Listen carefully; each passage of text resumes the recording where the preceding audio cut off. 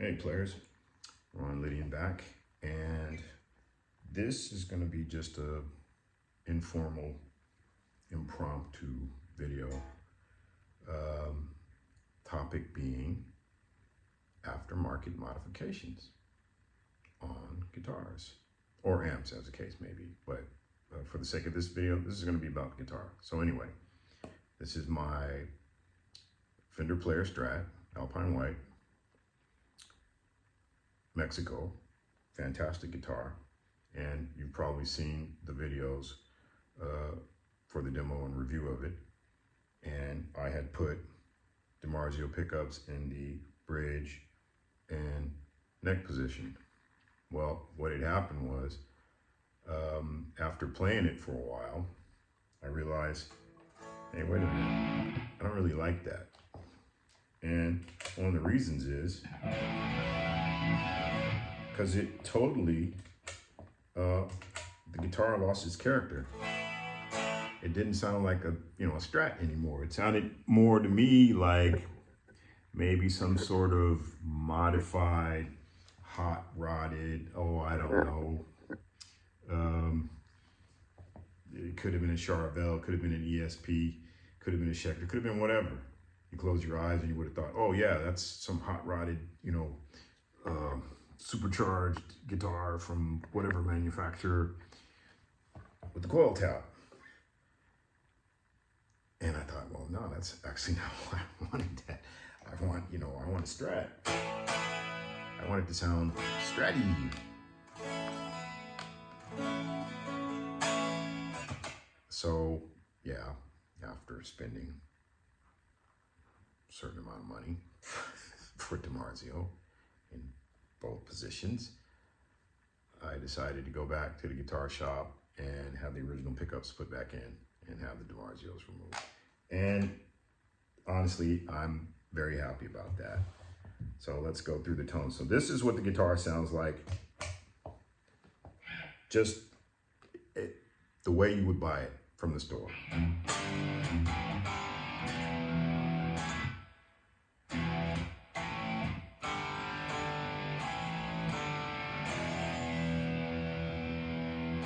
So, bridge.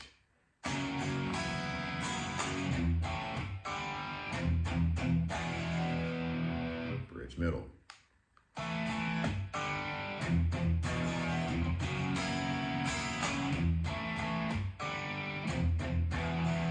Okay, the middle, it's not putting out as much output because I lower it because it interferes with my picking, because my pick land's right there. And if the pickup's raised too high, I slam right into it, and that's just annoying. So anyway, middle neck.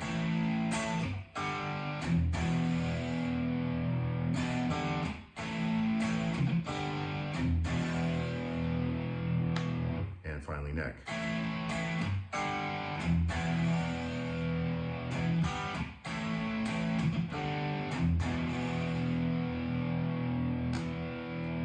And it sounds the way it's supposed to, just like a Strat.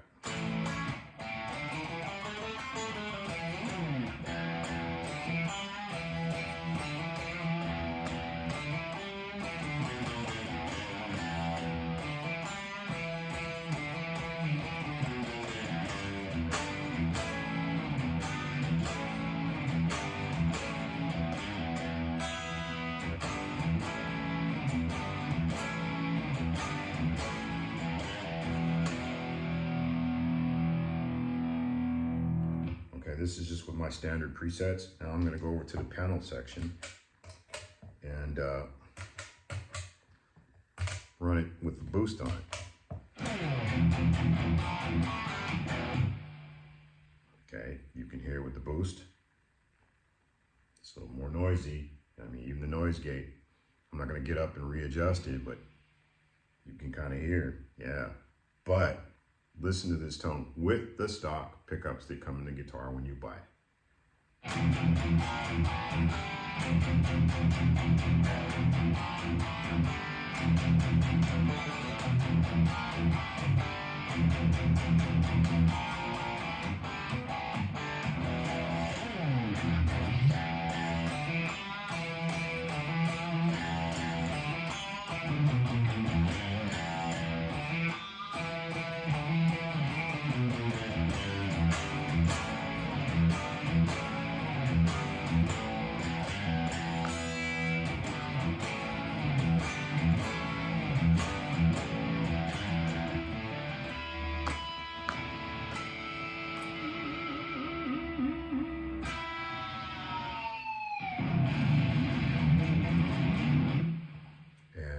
yeah, if you set up the bridge properly,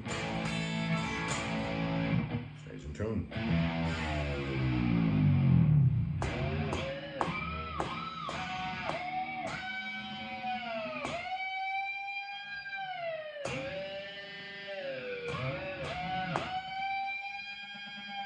A little delay on that.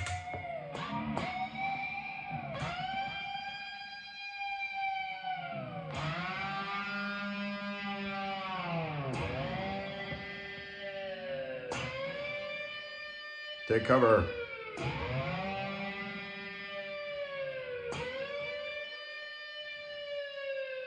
A little side note to that. When I was a kid, going to elementary school, we used to have these air raid drills. And the school I was going to at the time, Windsor Hills Elementary, in Windsor Hills, a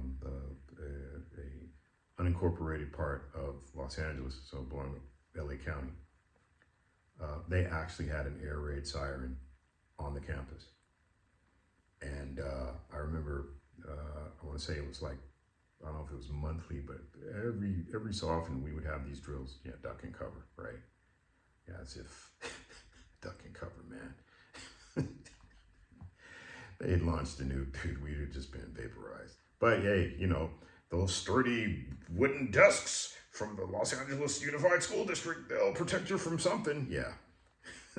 Anyway, yeah, it used to freak me out, man, because the thing would be like,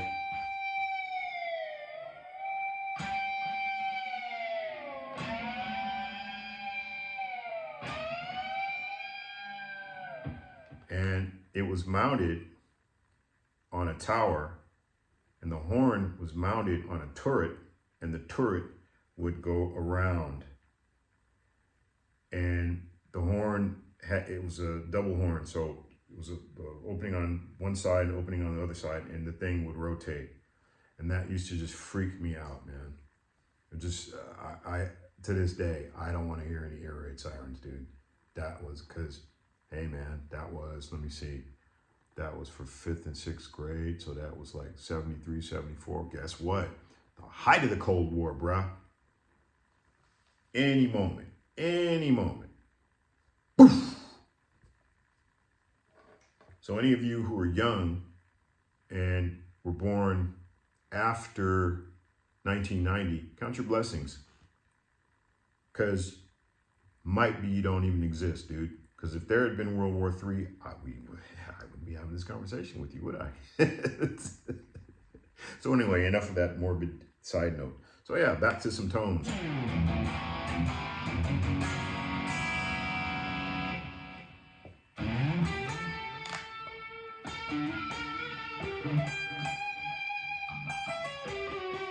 Stock pickups.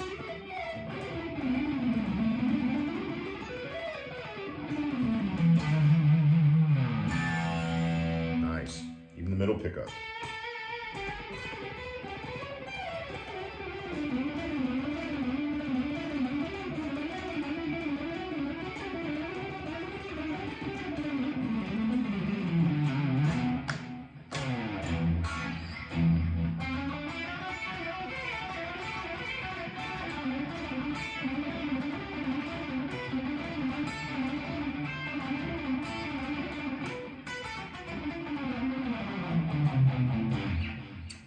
Put some effects on it, you know, sounds nice.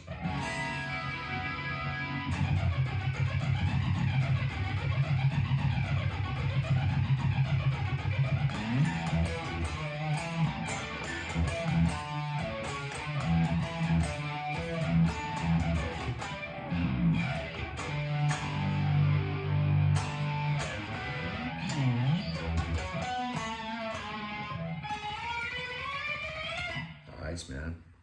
Really great. Okay, so we come out of there and go back to my standard tones.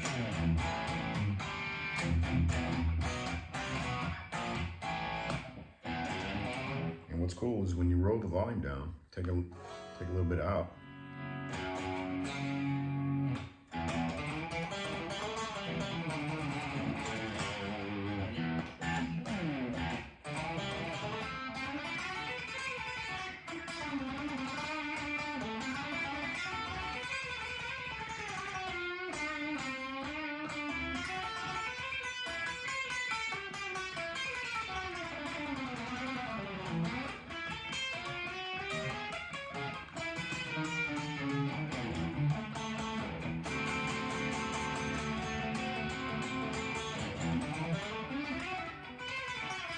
Okay, it's not a telly, obviously. That's, you know, that's more what tellies are for, but, you know, I just thought you have a little fun with that. And don't expect any chicken picking from it, because I have no idea. I never learned that stuff. Just didn't interest me. Now, I think it's cool, but back when I was young, man, no, that wasn't my world. When I was young, it was, okay, now that came later. When I was young, it was more about,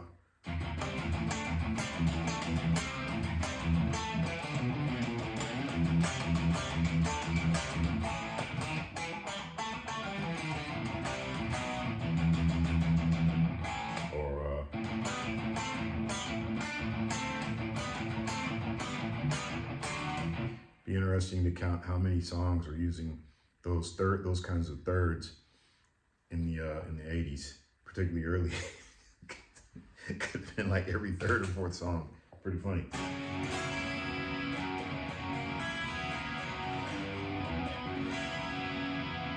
And even without switching to the clean channel,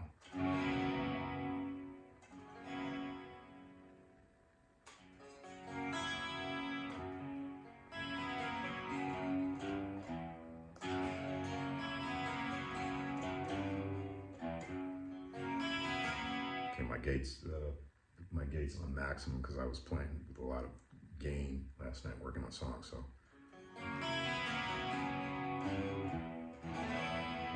I mean, still, that's pretty nice and clean.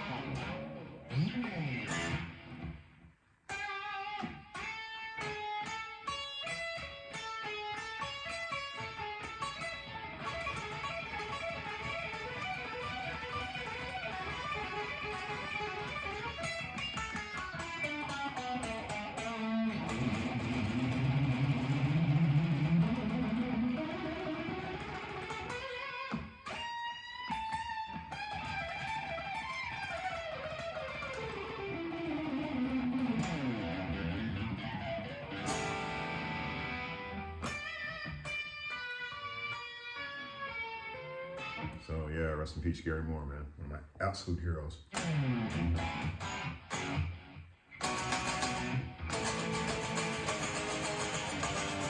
I'm not gonna play it because I don't want to deal with the copyright thing. Anyway.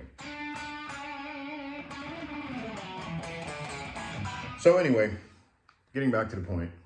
So consider this when you buy a name brand instrument or amplifier, for example, because you know, back in the early 80s, mid 80s, late 80s, even the 90s. Yeah, go out and you buy a Marshall, a classic Marshall head, JMP, whatever it was, or even JCM, and get it modified instead of using a distortion pedal or a booster preamp or an overdrive. Well, yeah, you could do all that work, and yeah, you still got the nice Marshall or whatever kind of amp it was, but then it loses its character. It's not the same amp it was when you first bought it. So that's just something to consider. Same thing with guitars. If you buy a Fender, if you buy a Gibson, or if you buy a Gretsch, whatever it is, and then you put aftermarket modifications in there, pickups, this and that, the next thing, you know, you consider you're changing the character of the guitar. The guitar won't be the same guitar it was when you bought it. So the point is simply, you know, you might want to consider that. One of the reasons I got into the habit of doing all these modifications is because when I first started playing when I was young, back in the early 80s, I didn't have any money. And what little money I had, I could only afford probably the cheapest of cheap guitars. So hence, you know, the first V I ever owned was a Hondo V. Well, yeah, Hondo V stock. No, those pickups would just scream from feeding back because they weren't potted. It was just, you know, it was just pure stress. Couldn't even have a band rehearsal with that. So of course, yeah. So then came adding Seymour Duncan. Back then it was a custom. And then later on I put, I forgot what I put in the neck position. It might have been a 59 or some other kind of whatever PAF. Or it could be, I even had two customs in there. thinking I might have actually done a double custom thing. So I had a Seymour Duncan custom in the bridge and a Seymour Duncan custom in the neck. Yeah, that guitar needed modification because it was just a cheap, I don't know even where it was made. I don't even know where Hondos were manufactured back then. Just cheap, really cheap, needed help. But yeah, man, this is a Fender, made in Mexico, doesn't need it. These are the stock pickups.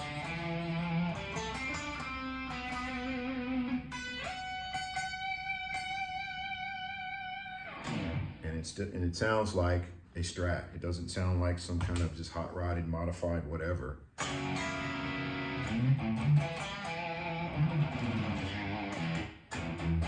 Because I wanted the guitar to sound like a Strat. Yeah, I wanted it to be a little hotter, but actually I don't even need to do that because, you know, I can do this with, I got boost, right?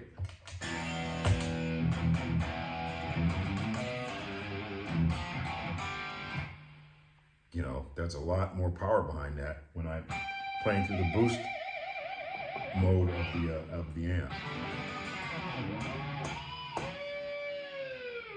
Yeah, so let's just say lesson well learned. Still learning lessons even at age 60, dude. That's just kind of how life goes.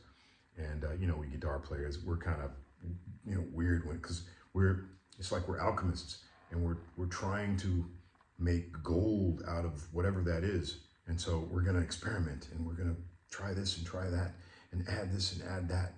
And sometimes eventually you just get back to the basics and say, nah, it's fine just the way it is. You know, meat and potatoes, pound cake. So that's that. So anyway, guys, I hope you've appreciated that. I hope that, you know, gives you some insights, some values before you go out and spend whatever X amount of money on a name brand guitar. And then you get home and you say, oh, I'm gonna modify it. I'm gonna do all this and that. Just something to think about. So anyway, we're gonna go out with the riff.